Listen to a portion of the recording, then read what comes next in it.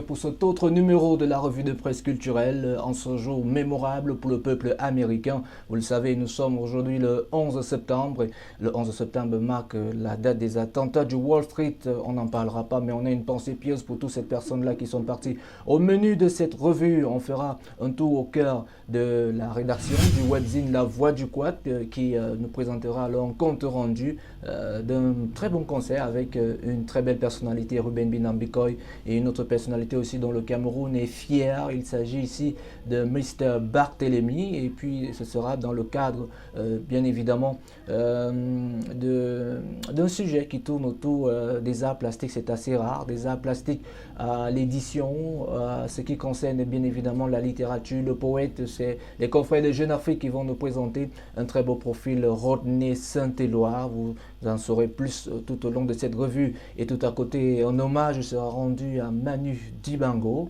sans oublier bien évidemment avec un lien du côté du Maroc. Nous sommes de tout cas avec eux. C'est les confrères du Parisien qui font le tour des médias pour savoir comment est-ce que les chaînes, les personnalités publiques, les hommes de culture se sont mobilisés face à ces séismes. Et enfin, je vous proposerai bien évidemment Week-end Sport Loisirs qui s'intéresse à un sujet assez important, un sujet d'actualité. C'est la destination Arabie Saoudite. Et puis, il y aura une intervention bien évidemment qui va marquer notre arrêt. Et puis, il y aura deux recommandations et surtout un rendez-vous culturel. Allez, on va ouvrir cette revue de presse culturelle avec La Voix du Quad. La Voix du Quad qui est ce webzine qui titre alors dans sa page culture Ruben Binam Maestria, avec un point d'exclamation. Le public de Douala en a redemandé à la fin du conseil de Ruben Binam Bikoy à l'Institut français Antenne de Douala. C'était le vendredi 8 septembre, toujours parti. C'est sur un titre que Ruben Binam s'introduit devant un grand public venu à son concert.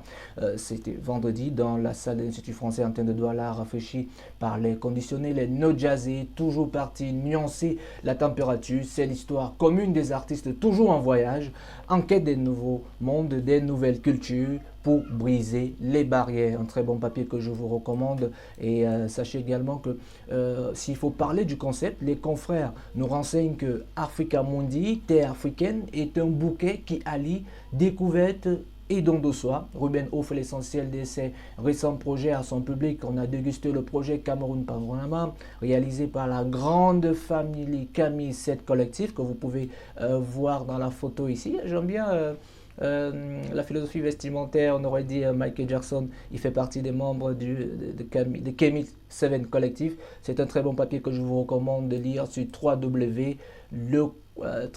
La Voix du Quad. Merci encore aux confrères et on reviendra certainement avec d'autres articles que vous pouvez retrouver sur ce webzine qui fait des informations à caractère social, culturel, général. Ça arrive très souvent qu'ils aient un bon contenu comme à l'accoutumée.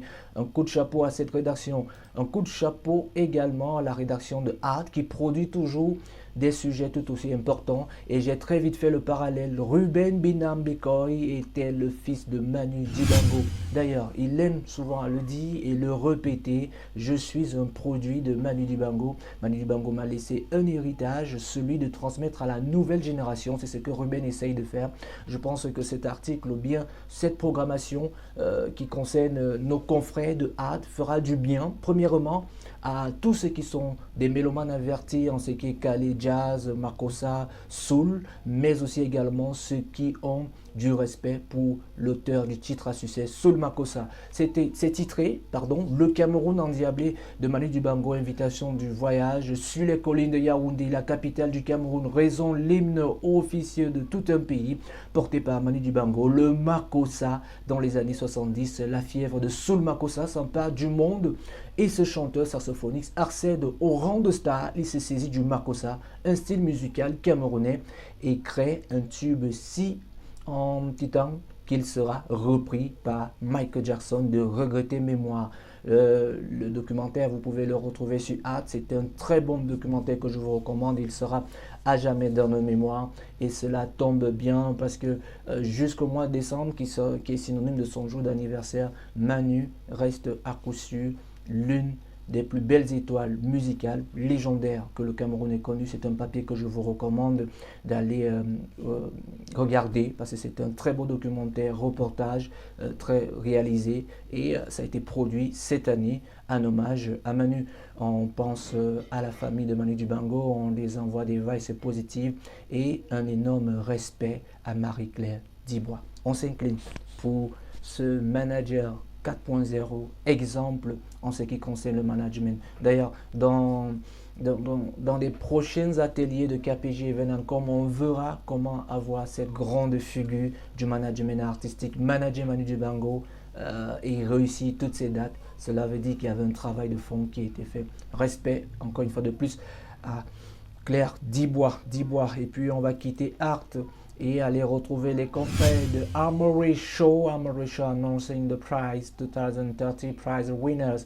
Eh bien, il s'agit bel et bien du Camerounais Barthélemy Togo avec Bandung Station que vous reconnaissez. Il a été honoré justement avec la présentation intitulée Urban Rock'em en 2015. Vous pouvez d'ailleurs voir la représentation ici. Et puis il y a Barthélemy, pour ceux d'entre vous qui certainement se poseraient des questions à quoi ressemble Barthélemy et qui est Barthélemy. Barthélemy fait des choses incroyables dans le domaine de l'art plastique et il collabore de plus en plus. Je crois que son dernier projet, c'était ça avait un lien avec la logistique et le transport. Il y a un métro, si je ne me trompe, c'est la ville de Nantes. Je vais vérifier encore cette information qui reprenait alors ces différentes réalisations. Je ne sais pas si c'est déjà prêt, mais je vais vérifier. Mais ce que je peux vous rassurer ici, c'est que le dernier album qui a un lien avec l'eau de Blick Bassi a été réalisé par cet artiste à qui nous disons encore félicitations. Et je pense David, que cela mériterait des applaudissements car c'est des Camerounais qui se distinguent à l'international.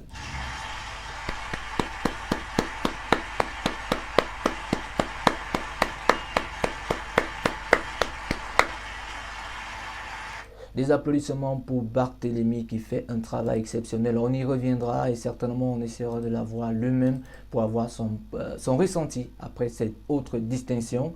Et vous pouvez le suivre sur les différentes plateformes Barthélemy Togo ou encore Bandung Station. Avant d'entrer dans ce studio, il y a de cela, je crois, 48 heures, il y a eu encore une autre présentation de ce côté. On va quitter Barthélemy pour retrouver les confrères de Jeune Afrique qui nous présentent alors Rodney Saint-Éloi, itinéraire d'un poète éditeur, entrepreneur, établi, auteur accompli. Le poète haïtien parcourt le monde à la recherche de diversité et d'altérité. Voilà que j'y arrive. Rencontre avec celui qui vient de fêter les 20 ans de sa maison d'édition. Mais qu'on recommande aussi aux étudiants de l'édition White Note et même les confrères. Il y a une dissidence entre l'écriture et l'édition. C'est pourquoi les confrères de Jeune Afrique l'ont souligné ici, l'ont mis en bleu, vous pouvez voir. Loin et pourtant si proche de Haïti. On va sortir de cet article en prenant ces tests. Les tests qu'il choisit de publier sont ceux qui le bousculent et qui l'empêchent de dormir, mais qui sont susceptibles de faire du bien au lecteur. Du bien au lecteur également, c'est ce bien-là que nous essayons de rendre en faisant état de ce que les confrères disent. Parlons des confrères, on quitte Jeune Afrique pour retrouver ceux du Parisien. Et vous le savez, il y a cette actualité depuis le week-end de séisme au Maroc. Les chaînes se mobilisent et modifient leur grille.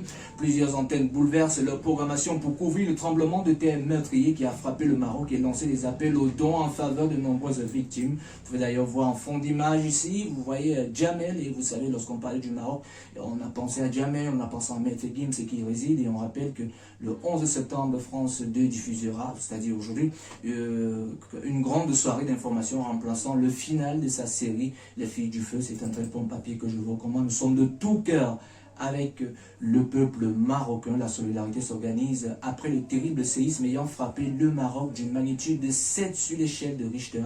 Le tremblement de terre survenu dans la nuit du vendredi 8 septembre au 9 septembre dans la province de Hell House, au sud-ouest de la ville du Marrakech, a fait au moins 2012 morts et 2059 blessés selon le bilan rendu public samedi soir par le ministère de l'Intérieur. Alors que les opérations de secours s'organisent, nous continuons toujours d'avoir une pensée à tout le peuple marocain. Et puis on va revenir au Cameroun justement avec Weekend Sport Loisirs pour prolonger ce week-end.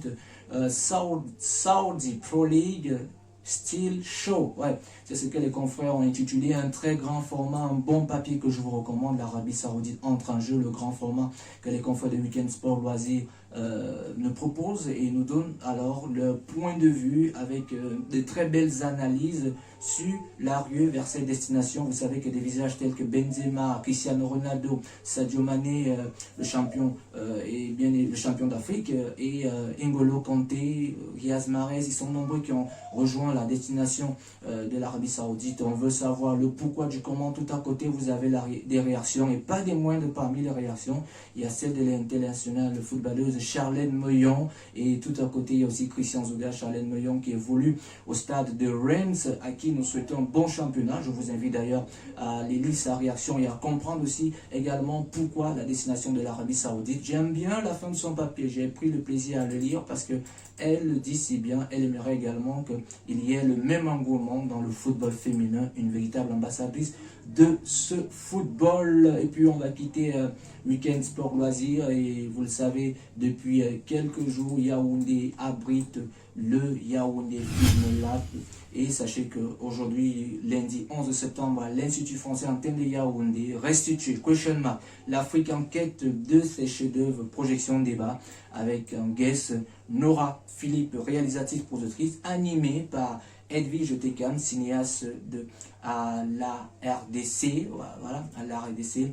Et sachez que ce sera à partir de 17h, oui, il faudra être à l'heure pour y prendre part, pour participer à cet événement qui s'est ouvert la semaine dernière. Et nous vous invitons à aller prendre des connaissances, apprendre également du monde du 7e art et surtout échanger avec ces belles personnalités dont le comité d'organisation a fait venir au Cameroun. On pense ici à celui qu'on appelle affectueusement Fun. Faune qui fait un travail énorme. Donc c'est un rendez-vous que je vous recommande en ce début de semaine, une prolongation dans le monde du 7e art. Retenez bien cet échange. Vous pouvez d'ailleurs même déjà y réfléchir à propos, restituer l'Afrique, quête des chefs-d'œuvre, projection débat. Ça sera quelque chose d'assez passionnant que je vous recommande. Et puis on parle de musique avec ces deux têtes d'affiche. Je commencerai bien évidemment par la Camerounaise Diane Beza, le titre lié. Vous pouvez d'ailleurs la voir avec une très belle robe. On se poserait la question de savoir si elle a convolé en juste noces. Je crois qu'on aura la réponse le 15 septembre. C'est 15 septembre. Le nouveau single de Diane Beza, extrait de son tout premier album, sera disponible ce vendredi. On suivra cette belle actualité pour vous d'ailleurs. Je vous invite, question de commencer ce début de semaine, à suivre quelques notes musicales de Diane Beza sur le lien que vous pouvez voir sur ses différents comptes sociaux, YouTube, Instagram et autres. Et puis on va sortir par là avec l'intégrale de Quincy Jones. Ça c'est pour ceux qui sont fans de soul, de jazz, de 1957 à 1962. J'ai noté ça quelque part ici.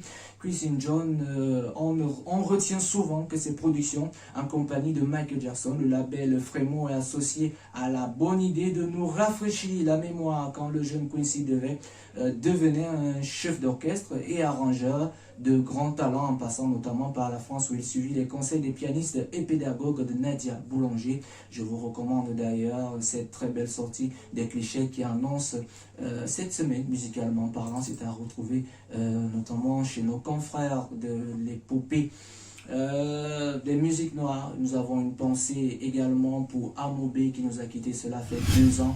Aujourd'hui, parti un 8 septembre, nous pensons très fort à lui. C'est ici que va s'arrêter la revue de Post Culturel, cette première sortie de la semaine. D'ici à la, portez-vous bien. La formule, vous la connaissez déjà. Abonnez-vous en kiosque et e-kiosque car les journalistes vivent de leurs écrits. Je serai ravi de vous retrouver demain pour une autre sortie. Prenez soin de vous. Salut et bonne semaine.